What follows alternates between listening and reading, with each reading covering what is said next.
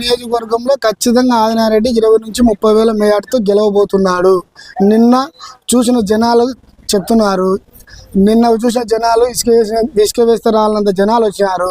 అప్పుడెప్పుడో జగన్మోహన్ రెడ్డి ఒక్కసారి సీఎం అయితే ఒక్కసారి ఛాన్స్ అని వచ్చినప్పుడు జనం ఎలా వచ్చారో అంతకు మేల జనాలు ఇప్పుడు అంతకు మించి వచ్చారు. ఇది సినిమా హీరో కాదు, ఒక సీఎం కాదు, ఓన్లీ ఒక ఎమ్మెల్యే, మాజీ మంత్రి. అతని సబ్జెక్ట్ ఉంది కాబట్టి అతని కోసం జనాలు ఎగబడతా వచ్చారు. అంతే ఖచ్చితంగా ఉంటుంది. వాళ్ళ చెల్లెలు మా షర్మిల కూడా పోటీ చేస్తుంది. ఆమె ఏదో ఆస్తులు పంచలేదని చెప్పేసి పోటీ చేస్తుంది. ఆమె ఏదో జనాలకు మేలు చేయాలని రాలేదు. నాకు జగన్మోహన్ రెడ్డి మా అన్న నాకు కొన్ని ఆస్తులు పంచలేదని ఆ ఉద్దేశంతో పోటీ చేసింది తప్పితే జనాలకి ఏదో నేను చేస్తా అని చెప్పి ఎక్కడే కానీ ఏం చెప్పలేదు. ఆమె ఎంతసేపు ఉన్నా మా అన్న నాకు మా వివేకానంద రెడ్డి మా బాబాయ్ అని చెప్పేసాడు, నాకు ఆస్తులు పంచలేదు ఇదే చెప్తుంది. కానీ డెవలప్మెంట్ ఏం చేస్తా చెప్పలేదు. అవినాష్ రెడ్డి ఏం చేస్తాడు? గత 30 సంవత్సరాల నుంచి వాళ్ళ కుటుంబం అయింది. ఏం చేశారు కడపకు? రాజశేఖర ఉన్నప్పుడు బ్రాహ్మణి తెస్తామనుకున్నాడు. 1 సంవత్సరం రాజశేఖర గారు బతుకుంటే బ్రాహ్మణి స్టార్ట్ అయిపోయేది. మా కడప వాసులంతా చాలా ఆనందంగా ఉన్నాము.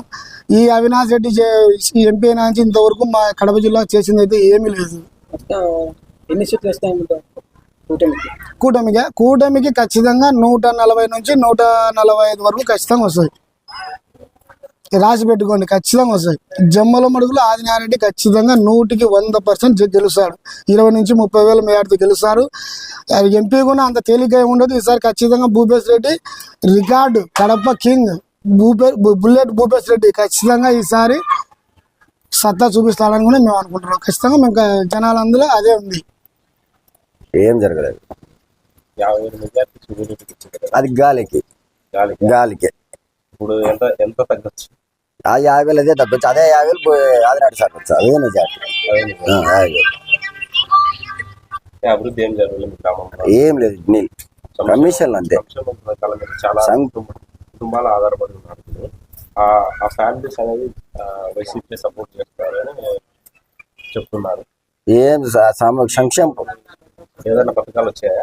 పథకాలు ఏం రాలేదు. పథకాలు ఇచ్చాడు కానీ 10,000 5,000 మొబడి చెప్పాడు. 15,000 అన్నాడు, 12,000 వచ్చింది. 1 సంవత్సరం వచ్చిందంటే 3వ సంవత్సరం వదిలేసాడు, 4వ సంవత్సరం వదిలేసాడు. పథకాలు అంటాడు. పథకాలు 10 రూపాయలు ఇచ్చాడు, 100 రూపాయలు దమ్ముతాడు.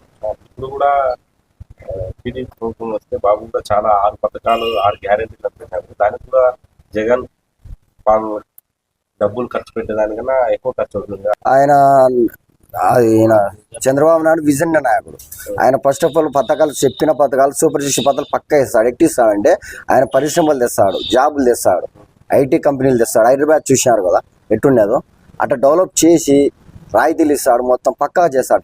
చెప్తే చేస్తాడు. ఆయన పరిశ్రమలు చేసి ఆటోమేటిక్గా రాయితీలు అయింది వస్తాయి. సంక్షేమ పథకాలుగా కంటిన్యూ చేస్తాడు. అంటే బడ్జెట్ అనేది కేంద్రంతో మేము కూటమిగా కలుపుకొని పోతున్నాము.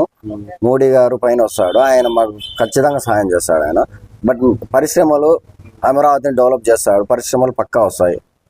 దాని గుండా సంక్షేమ పథకాలు వస్తాయి, ఉద్యోగాలు ఇస్తాడు. అది 3 రాజధానాలు అనేది అది ఒక చెత్త నిర్ణయం. అది ఒక్క సంసారం చేయడంలో ఇప్పుడు 3 సంవత్సరాలు అది కష్టం. బాబు వస్తే మళ్ళీ అమరావతిని అభివృద్ధి చేస్తారు. మళ్ళీ మారే అవకాశం ఏం లేదు. అమరావతి దేశంలో నెంబర్ 1గా చేసుకోవాలనే ధీమాతో ఉన్నాం. జమ్మూ నియోజకవర్గంలో